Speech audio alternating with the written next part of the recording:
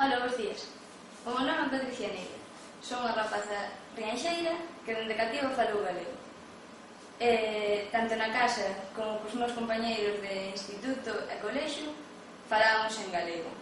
Por certo, estudei no colexio Castelao, daqui de Rianxo, e tamén no instituto Félix Muriel.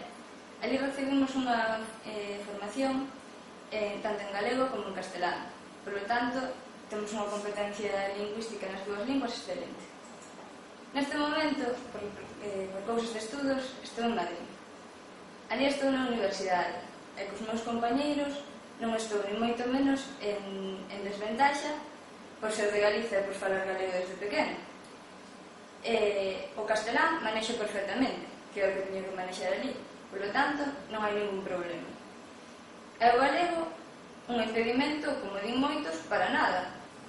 Eu, cando teño que consultar algún libro, pois en portugués ou en francés, por nomear algunha lingua, pois consulto con moita máis facilidade que calquera dos meus compañeiros que non recibiron unha formación en galego.